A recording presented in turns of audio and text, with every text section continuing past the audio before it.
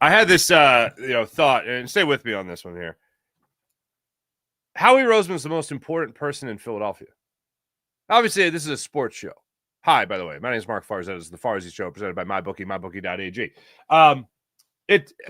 The most in the Philadelphia sports world, Howie Roseman is the most important. He's the MVP, most valuable person, I guess.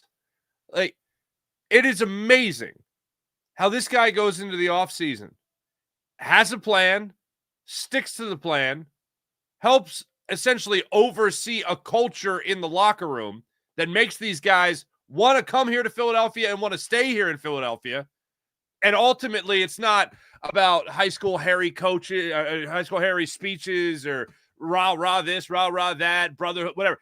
It's about winning. Players feel like they could win here. And he goes out. He essentially rescues Saquon Barkley from the Giants, brings him here to Philadelphia, and says, I have a nice offensive line for you where you'll do great. 2,000 yards, Super Bowl championship. Zack Baun. Now, this with Howie Roseman, this is interesting. This goes more to Vic Fangio.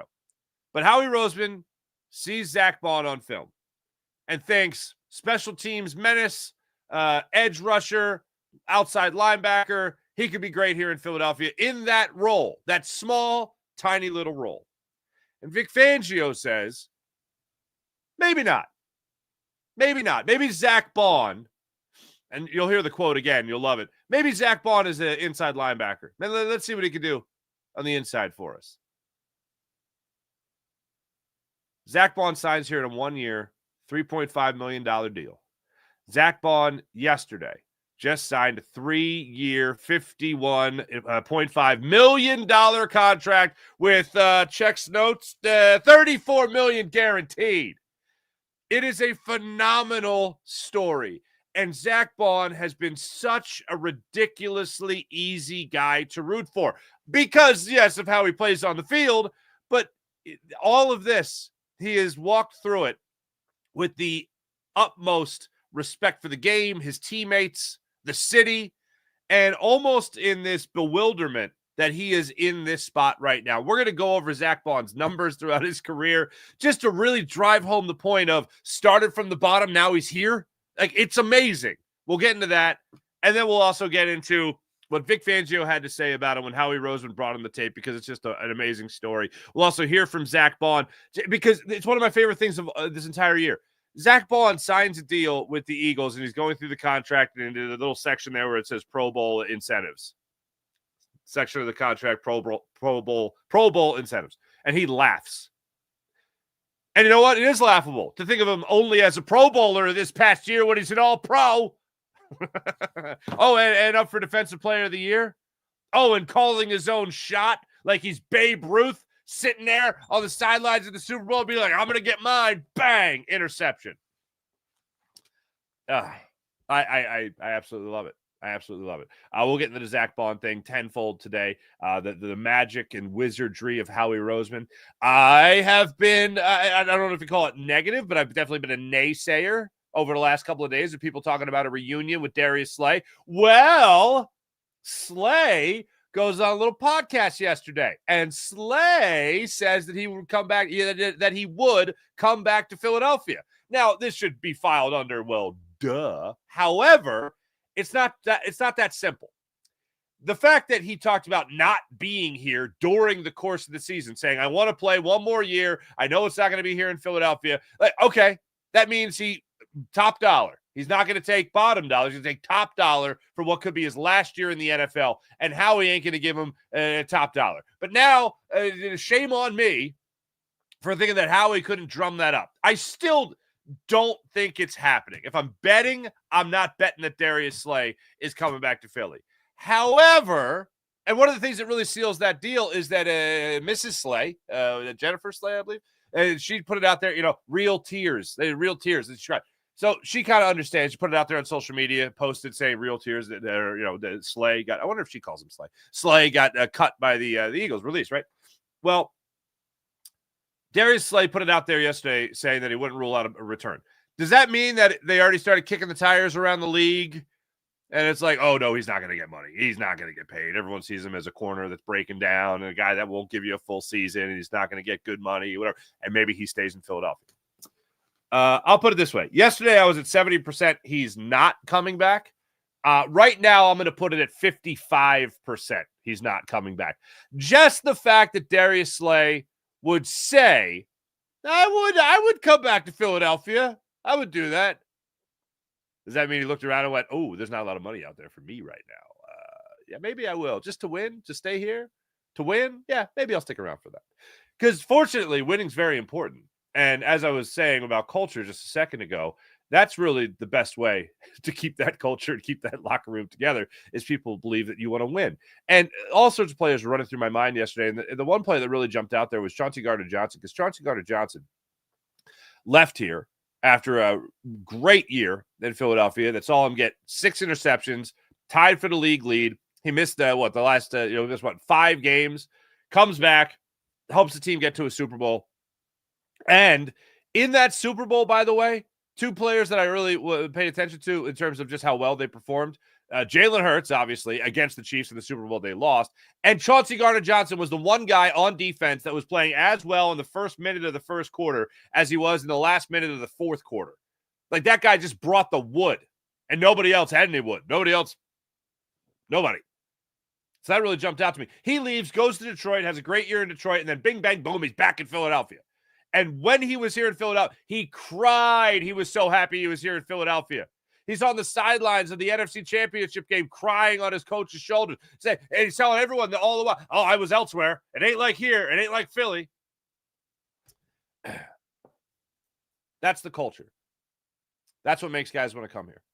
And the fact that you reward a guy like Saquon Barkley, the fact that you reward a guy like Zack Baun and make him, just like that, one of the highest paid linebackers in football. And not only do you reward him, you brought him along. You had faith in him. Like I said, we'll get to the numbers. Also, yesterday's story from our good friend Derek Gunn. Oh, my goodness gracious. So Brandon Graham re-aggravated his torn triceps in the Super Bowl. So now that's Nolan Smith, who played a whole second half. That's Brandon Graham that probably wasn't ready to play, but just wanted to let it all out.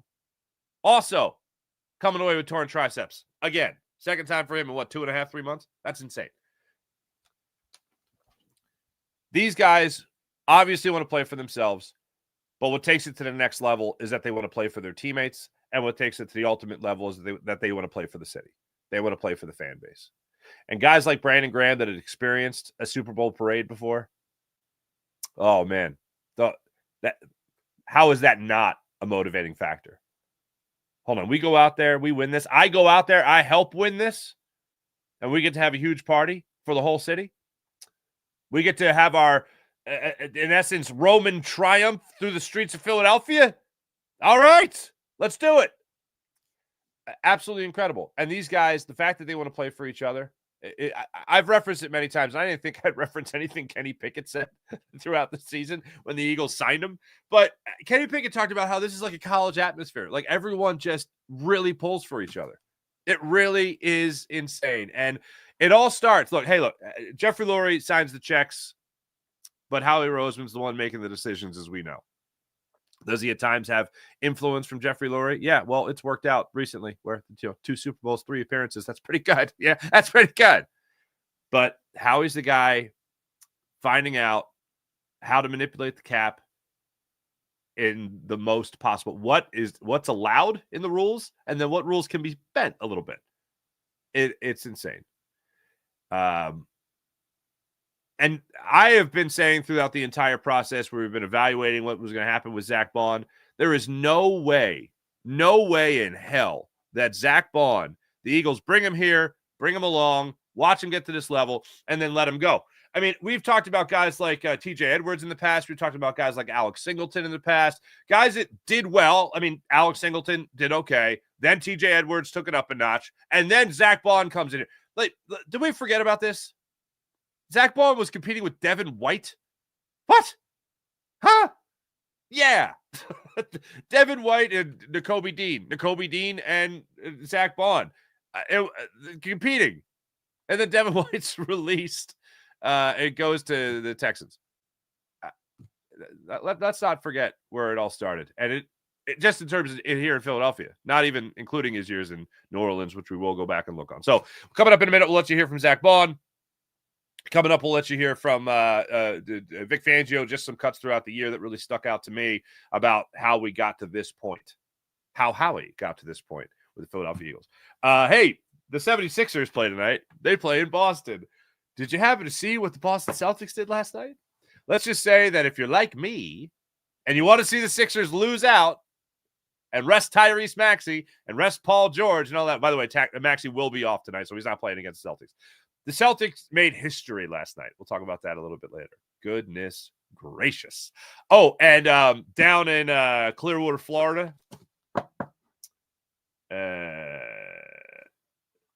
Luzardo got shelled.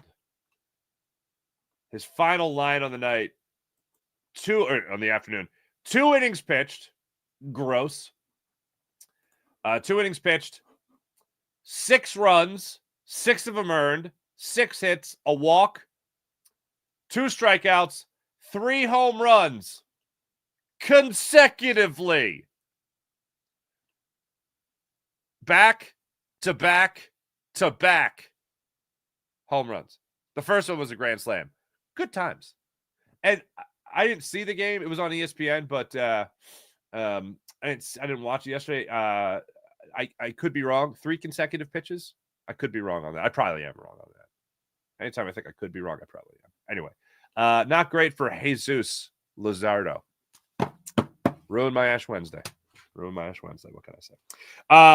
Let's get into it, folks. And, of course, we'll get into our conversation regarding Zack Baun. Let's get into it right now because, goodness gracious, how could you not be happier for this guy?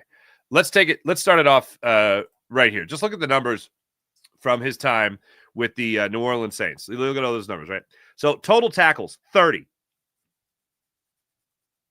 He was more than halfway to that after game 1 against Green Bay in Brazil. So last year, 30 tackles.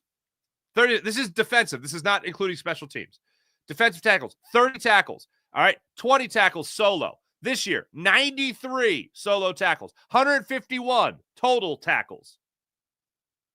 Forced fumbles, 5. He has 5 in his career. All 5 came here with the Philadelphia Eagles. That's starting at the bottom. Now he's here. How about this? How about the percentages? I even highlighted it in green for you guys. Check this out.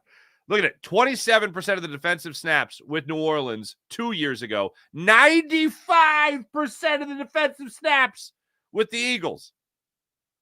Special teamer, 83% of the special team snaps last year or 2 years ago now. 81% the previous year with New Orleans. Only 15% of the special team snaps. That's more than a flip with those numbers. That's how few and far between it was with him playing defense for the New Orleans Saints. And somehow, some way, Vic Fangio looked at it and went,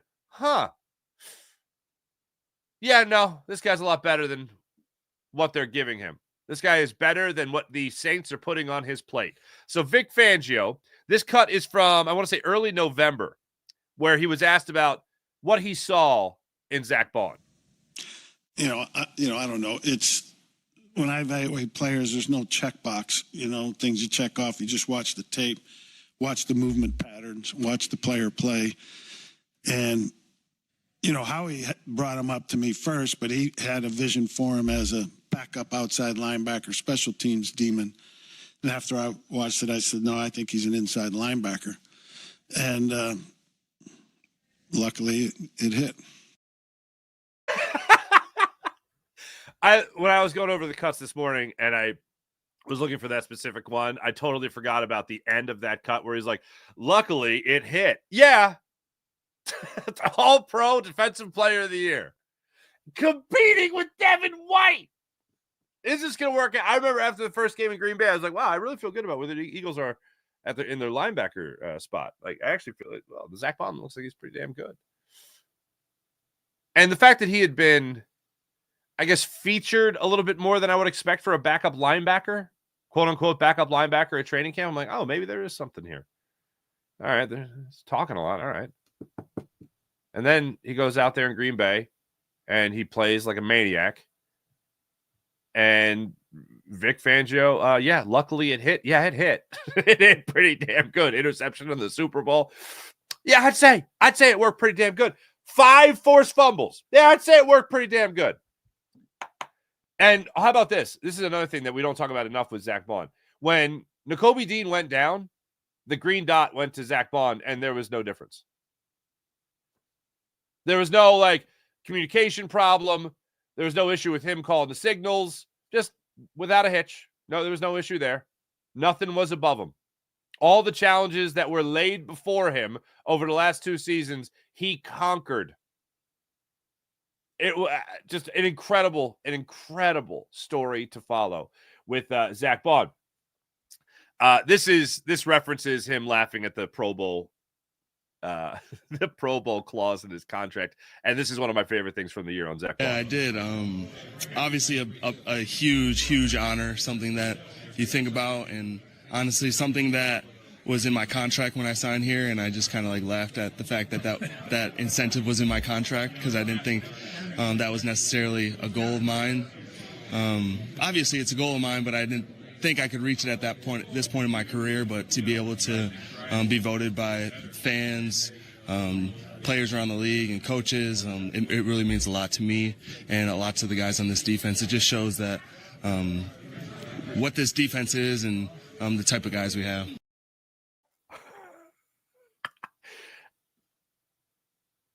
I mean, I'm not a Pro Bowler. I only played 27% of the defensive snaps, 10% of the snaps the year before that. I'm not a Pro Bowler.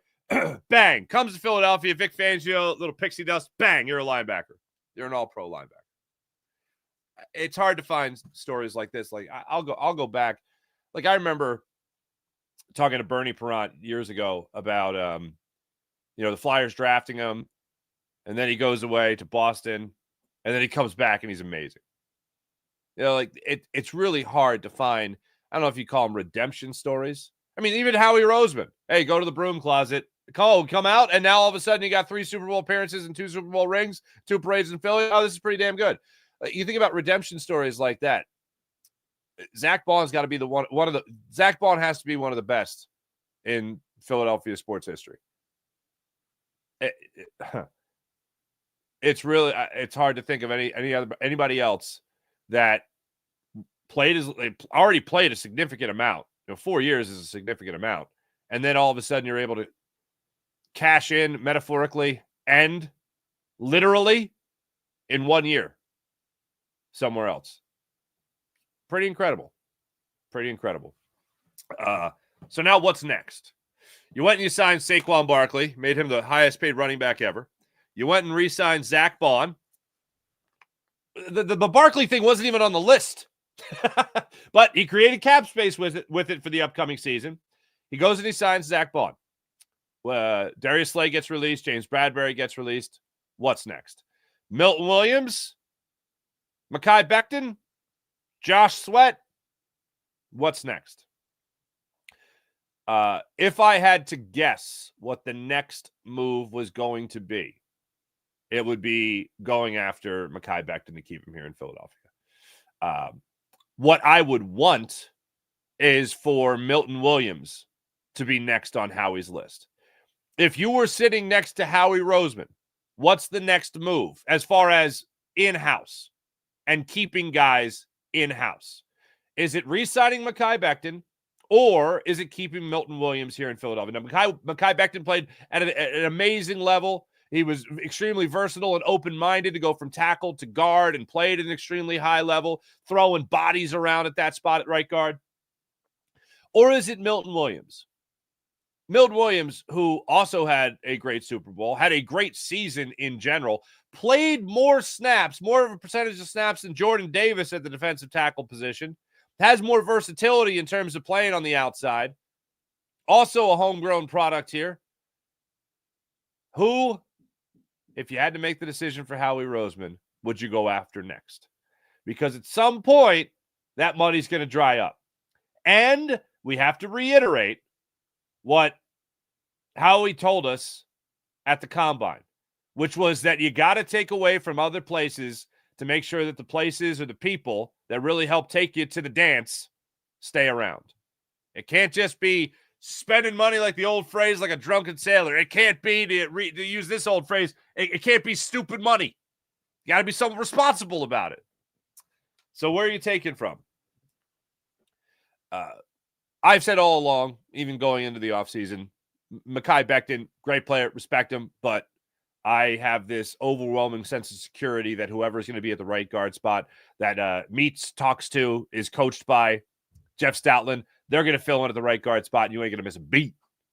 I look at it with Milton Williams, and I say, you have a player on this defensive line that is really going to help exploit all the openings that are created from double teams on Jalen Carter.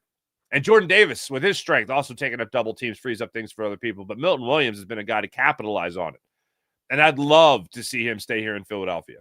So if I'm sitting next to Howie Roseman and he looks over at me and says, oh, what do you think? Or Howie Roseman's sitting next to you and he looks at you and he says, what do you think?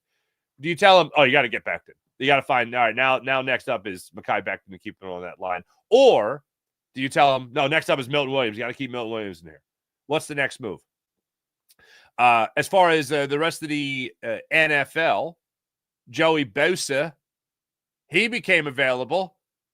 He gets released by the Chargers. Do you want Howie to go after him? If you're talking about bringing in outside guys, is he going to be one of the top guys on your list to bring in here to Philadelphia?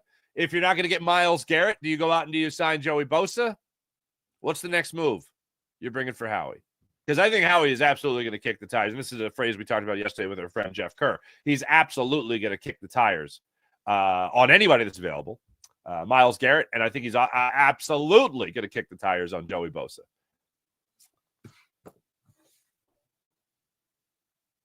Nick Sirianni, Kevin Patullo, Vic Fangio, Big Dom, Joey Bosa. Kind of fits. Bosa. It actually is. Yeah. Check his grandfather's history. Yee! Anyway.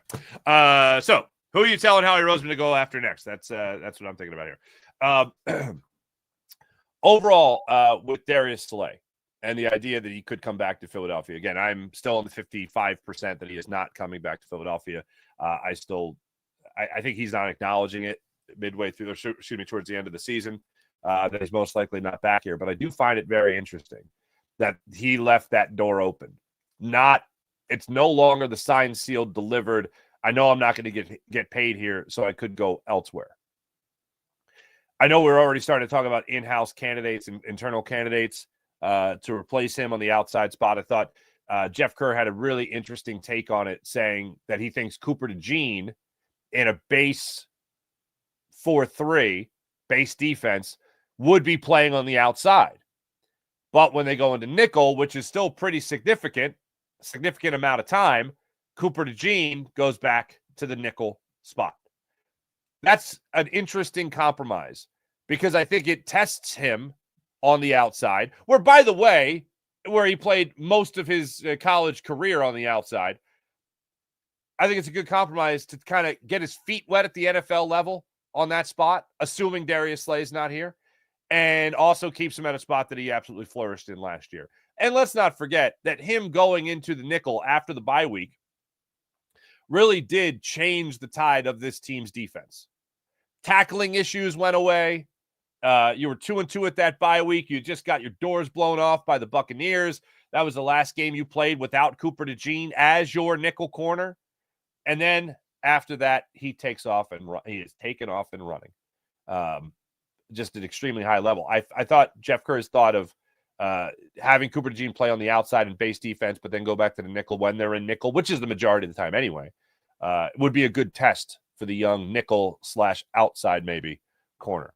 One other thing. I'm sorry. I forgot this about Jeff Kerr from my conversation with him yesterday, and it goes back to Zack Baun, who's the story of the day, of course. But one thing Jeff said that I actually do disagree with is the idea that Zack Baun could have gone anywhere else and had success. I absolutely think he could have gone elsewhere and had success. Not the success that he'd have here in Philadelphia, of course, being that you're just coming off a Super Bowl, being that you're just coming off the individual accolades you just achieved this year. But one thing that the Eagles did this year with Vic Fangio, and Vic kind of talked about it there in the cut, is the Eagles cracked the code. I don't know what the New Orleans Saints were thinking, but Howie was asked about it at the Combine, and he even, being a gracious man, said, I don't want to, kind of throw another organization under the bus. I can't speak for them about why it didn't work in New Orleans, but for us, this is why it worked with Zack Baun. I don't think Howie could put his finger on it. I sure as hell don't think Vic Fangio could put his finger on it, because he looked at it, a 20-minute tape, and went, no, this guy works. This guy could anchor my defense. Special teams, nah. Off ball, nah. Inside, yeah. Edge rusher, no. Just like that. And to use Vic's words again, luckily it hit. Yeah, it hit.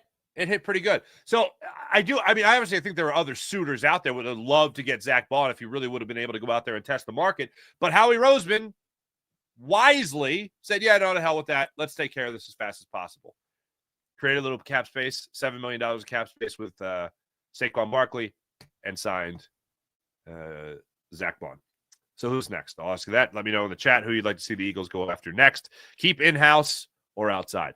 Darius Slay I talked about. Oh, goodness gracious. Goodness gracious. By the way, in thinking about training camp to now, I did laugh twice, maybe even 3 times. It's just the idea of Devin White being here in Philadelphia and not seeing the field. And that was a conversation point, a big conversation point at training camp. And it ends with a 3-year, $51 million deal with $34 million guaranteed to Zack Baun. Wow. All right, so who's next? When it comes to this Eagles offense, I want to revisit the conversation about A.J. Brown and Jalen Hurts that we got into a little bit yesterday. And I know the reports out of New England saying that Mike Vrabel wants a reunion with his former Tennessee Titans wide receiver, A.J. Brown. File me under, ain't going to happen. Now, I know that there's national conversation out there, and Colin Cowherd started stirring the pot when it came to, you got to get rid of move on from A.J. Brown. He's too chatty. I think that was the word Cowherd used, too chatty. Here's what gives me great comfort in the idea that the Jalen Hurts, A.J. Brown relationship is not going to boil into anything. And believe me, there's going to be a lot of bad takes out there, man. There's going to be a lot of bad takes out there because it's so, oh my God, if you could stir up stuff between a quarterback and a wide receiver, oh my God, how much fun is that? Like, if you're not having a quarterback controversy, a wide receiver quarterback controversy is the very next thing. Oh, juicy, meat and potatoes. People want to stir that up into a fine stew. After this season, and it's not just because of the Super Bowl, although that's got a lot to do with it. After this season, if anyone's trying to sell you that, just laugh. Just laugh it off. Because what gives me so much comfort that this is not going to boil over into anything that's going to demand a divorce between the two is that throughout the year, players in that locker room have been extremely honest.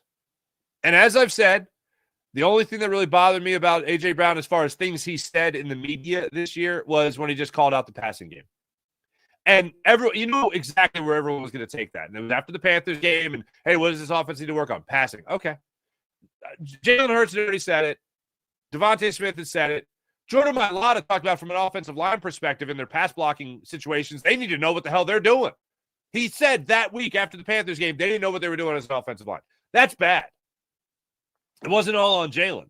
But I wish that A.J. Brown, in that only instance, would have taken his own advice of 2 years ago where he just didn't talk. He had nothing nice to say, so don't say anything. But even with that, this locker room has the tough conversations. And whatever walk of life you're in, whatever business you're in, whatever you do for work, if you have to work with other people on your team, on your staff, and you can't have real conversations about how this person needs to do this more, how that person needs to do that less, how you yourself need to do something different. If you can't have those open conversations free of offending somebody or hurting somebody's feelings, then you're ultimately not going to get to the promised land. And Devontae Smith, A.J. Brown, Jalen Hurts, Jordan Mailata, the coaching staff, everyone on this team, everyone on the offense specifically, they were ready to have those conversations. They didn't talk behind each other's backs in whispers, and then things leak out to the media, and then everything blows up. No, even when BG may have overstepped a little bit, both guys were like, no, we're cool. They didn't use that as, well, yeah, this happened with this guy, and then this happened with this guy, and then he said this. No, it was just, yeah, but we have those tough conversations already, and we go out there and we ball. That's why I thought it was so unbelievably significant on the sidelines of the Super Bowl just before the Eagles won. A.J. Brown and Jalen Hurts are exchanging mutual respect for one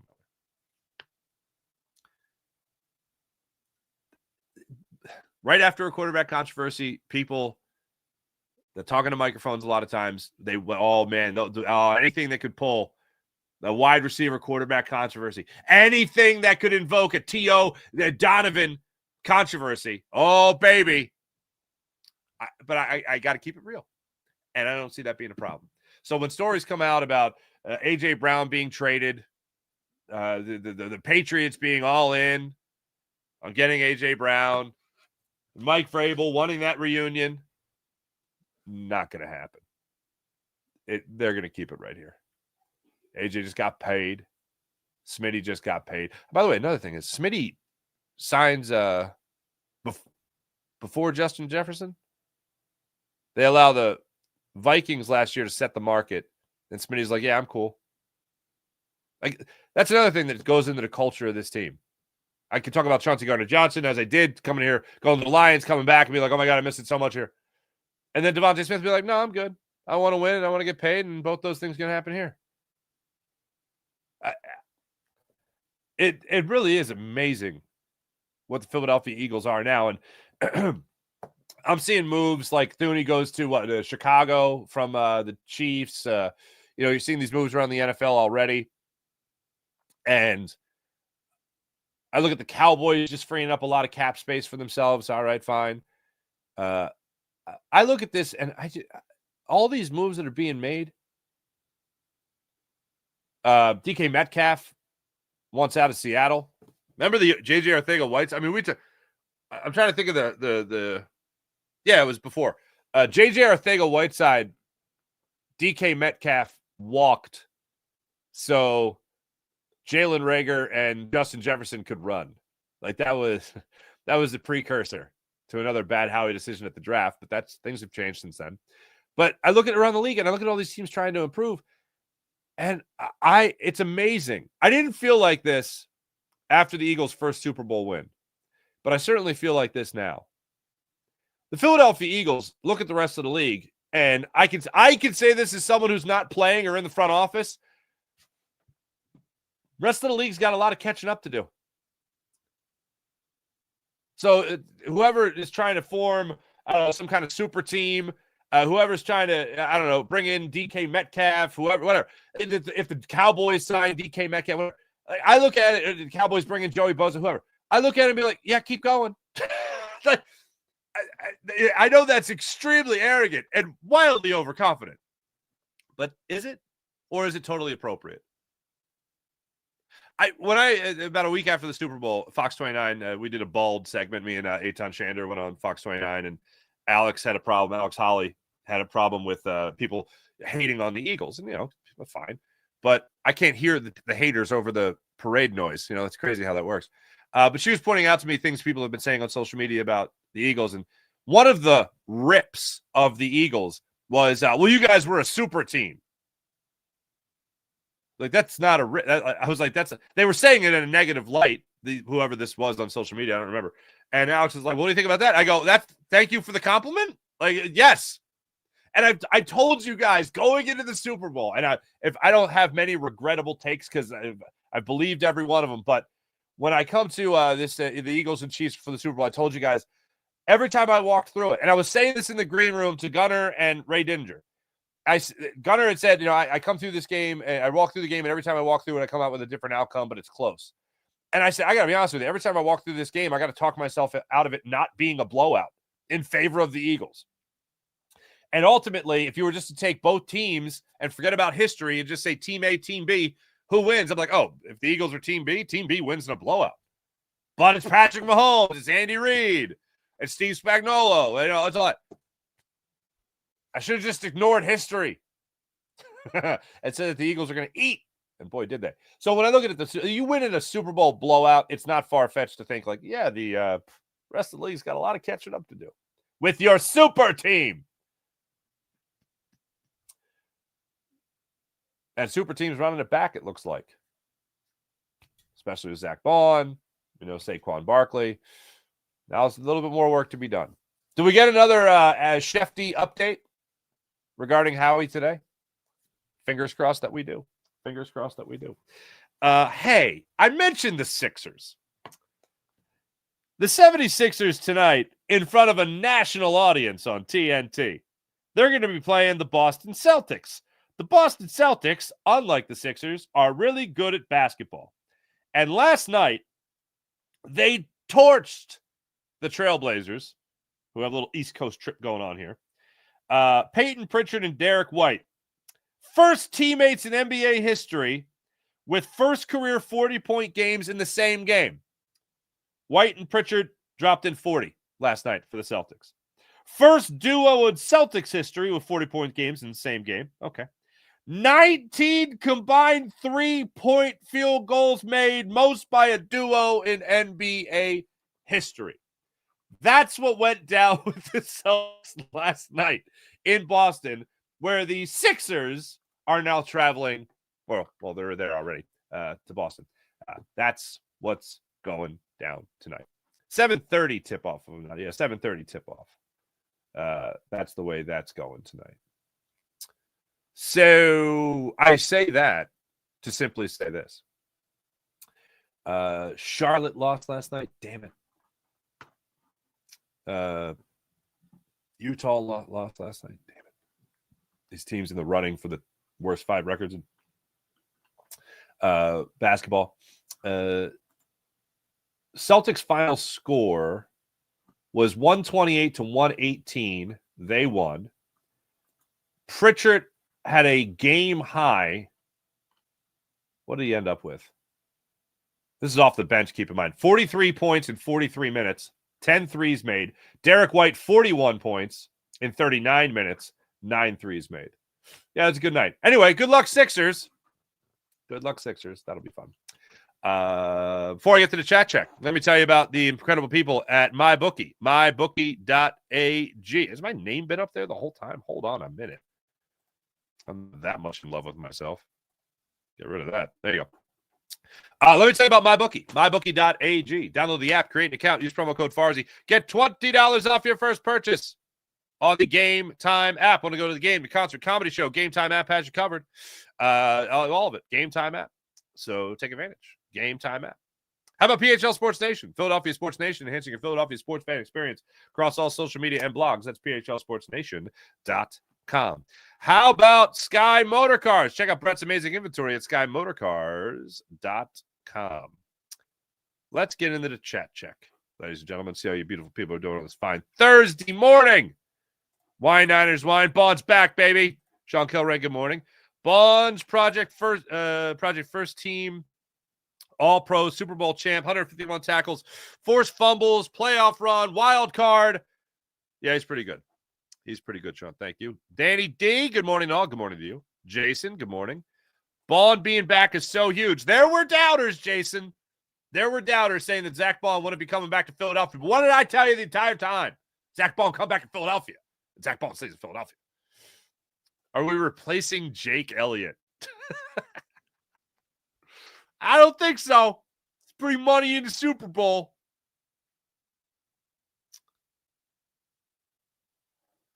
Jason, I also love the Barkley extension. It is incredible. Josh B, yeah, I think Slay will get a bag somewhere else. Okay, so the bag. Let's talk about the bag, for instance. About a 34-year-old defensive back. When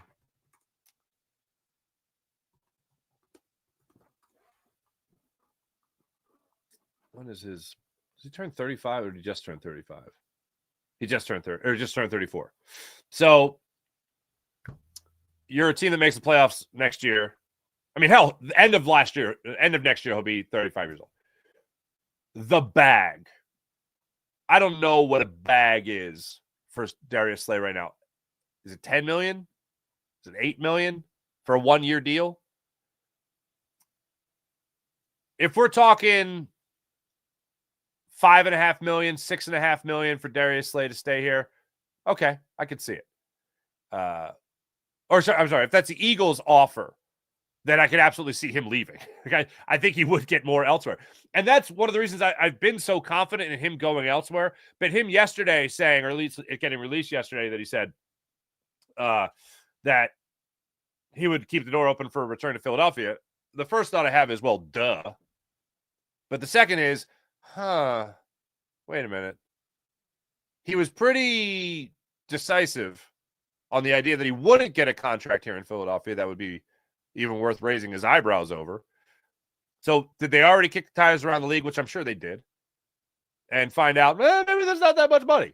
If it's a difference of $1 million or $2 million, I think he's staying here in Philadelphia, which is just insane to say, but then I think he stays here. But if he can get that $10 million somewhere else, then yeah, I think he's going to get that somewhere else, and he leaves. Sean Kilmer, you've been all over Hunter Renfrow. Saw this Hunter Renfrow working in the recycling business in South Carolina. The company announced Renfrow is still only 29 years old and a Pro Bowler in 2021. Hey, keep kicking the tires. April, that Phillies game was rough. Did you get to watch that on ESPN yesterday, April? I know that MLB ticket sometimes isn't so great. Tate Jeffries, still one of the greatest commercials ever. Someone told Lizardo chicks dig the long ball, but didn't explain how. Sean Gillespie, what's going on? So glad they have Baun also. The Fangio effect is amazing. Bob, what's up, Bob? Vic took a chance on Baun, and boy, did he pay off. But on the flip side, we all realize that Baun isn't going to put up those kind of numbers again. That was his career year. Calm down. He's still good. What are you saying? How do you know this isn't just the tip of the iceberg? How do you know that, this is my new role and this is my first year in it? Maybe he gets better next year. Maybe he is a defensive player of the year. I will not calm down. This is me calm. Anyway. Dirty D. Didn't we get a lot more turnovers after Dean went down? Maybe. Good morning. Good morning, A Bite of Life.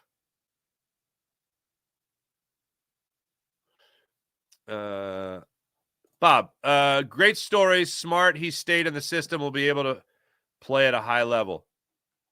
Okay. Thought Milton is supposed to be going to New England. Possible.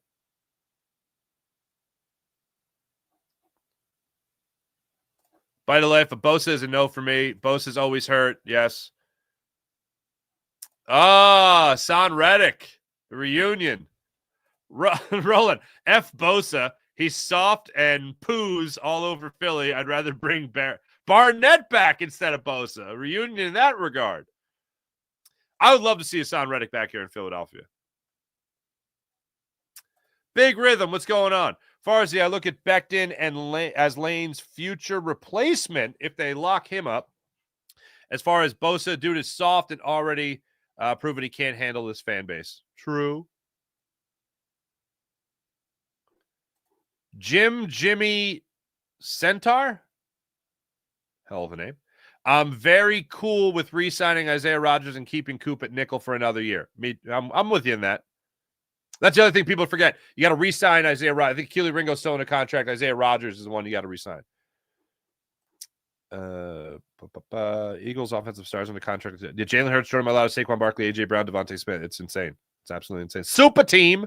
Sean Conrain. Howie Roseman is unstoppable. The Eagles nest. Honestly, Cooper DeJean is so good. The idea to put him on the outside in base defense and move him inside nickel defense would work, especially if we need this draft and the next to add defensive backs. Okay, fair enough. Skarkle, good morning. Good morning to you. I would sign Becton. I like Sweat and Williams, but not all that money. They played better in the Super Bowl than in the regular season. I agree with you on Sweat. I thought Milton Williams was pretty great throughout the year. Crappy Kansas City line. Kudos to them both. Absolutely. Big Rhythm could never question Vic ever again. With wishful thinking with the New England media. April, where do you think Metcalf will end up? I wouldn't be shocked if Metcalf ended up in New England. I do look, them being interested in wanting A.J. Brown is, obviously something, but it just tells you that they really want a wide receiver. I could see him going to New England. Do you think we should go after Bosa or Khalil Mack? I'd rather go after Khalil Mack. See, that's funny. I don't know. Josh B. Williams is way too much money to make sense, in my own opinion. I'll be shocked if Howie signs him. Would anything shock you? Bob Ziegler looking at JJ Arcega-Whiteside. Thank you, Mr. Lord. Yeah, remember that? That was fun. That was a good time. Whenever I think of DK Metcalf, how do I not think about JJ Arcega-Whiteside? Terry McLaurin. How do you not think about JJ Arcega-Whiteside? How do you not think of Mama there with the umbrella? My one takeaway from JJ Arcega-Whiteside, when I interviewed him a couple times, and I remember, what was it?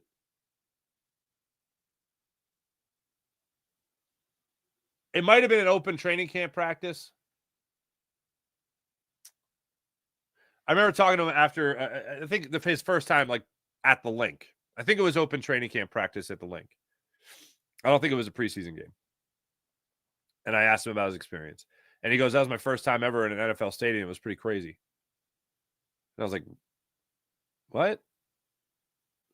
Never played in an NFL stadium. And then, like, I was like, wait a minute. What was it?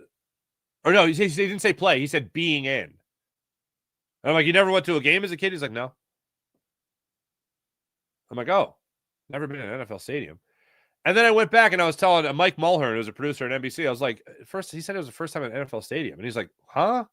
And then, like, he just, like, even, like, he's typing up, like, to, like, look up his college schedule and all that stuff, where the games were at and all that. And as he's typing, he goes, wait a minute, he was at the Combine, like, which is in an NFL stadium in Indianapolis. It's like, oh, okay, let's not run with that story. Can't get miles.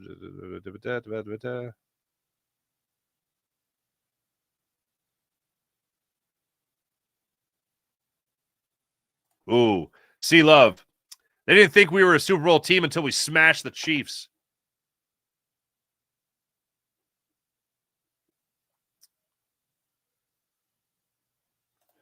Pin 9617. I believe AJ's infatuation with the Patriots was done when Brady departed. No way he'd want to go there. Right? The fact that the Chiefs traded Thuney to the for future fourth says a lot about him. Washed. Yeah.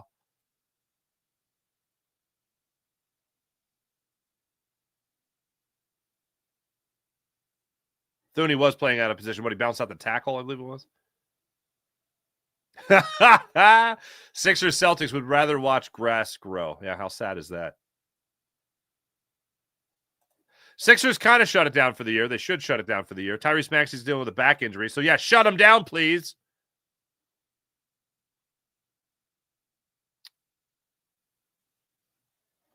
Andy always got rid of guys at 30. Yeah, that was a banner rule. Need to keep Isaiah Rodgers, all right.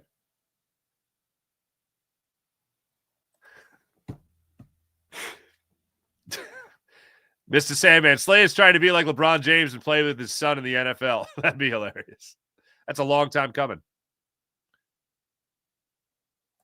DJ, but you don't want to see Farzy angry. He turns into the Hulk. Pretty much. I'm not an angry guy. I don't live life angry. As a young man, I had a bit of a temper. And as a older man, I got rid of that temper. It still lies in wait, but very rarely. Very rarely. And I don't let it out to strangers, because strangers will only see evil Mark.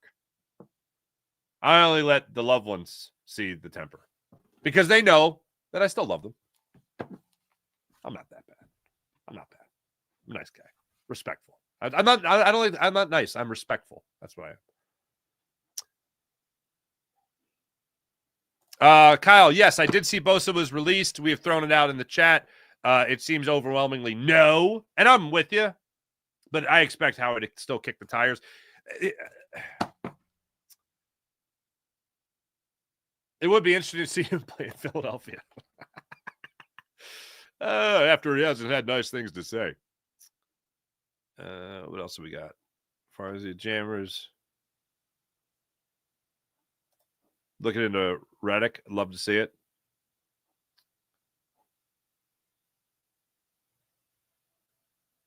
Thanks, everybody in the chat. You guys are wonderful, as per usual. Let's get to the morning rush, brought to you by Sky Motorcars, SkyMotorcars.com. Howie will do something else today, because that's just what Howie does.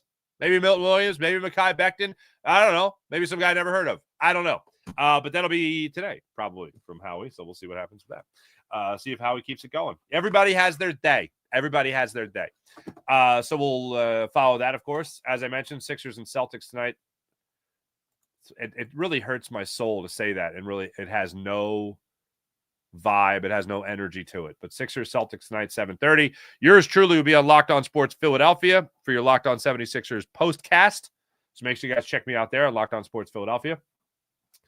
Your Philadelphia, what the heck is going on here? Your Philadelphia Flyers looking to bounce back. Oh, that's how dare I? There's actually two things in the world of hockey that I want to make sure I mention. Alexander Ovechkin is now 10 goals away from breaking Wayne Gretzky's record. I do declare. He had another goal last night. That is insane to me. Yeah, Flyers are back at. They got the Winnipeg Jets again. That's right. They wrap around the Flames. They host the Jets tonight at 7:00. As far as the NHL goes, I want to make sure I give you the right number, because that's just one of those things that 9 behind Gretzky now. 9 behind Gretzky. He has 885 goals in his career. I never thought that Gretzky record would be broken. Played in that era, played on that super team, the tiny goalie pads, playing as long as Gretzky did. I never thought it would be broken. And here we are. It's about to be broken. 9 goals behind Alexander Ovechkin's 9 goals from tying Wayne Gretzky, 10 from breaking it. So that is history, folks. That is history. And that concludes our longest hockey segment of the year. Thanks for watching. Thanks for listening. What will Howie do today? Talk to you guys tonight on Locked On Sports Philadelphia after the Sixers take on the Celtics and get spanked, most likely. Here's how I feel about that game tonight. Thank you. See you tomorrow.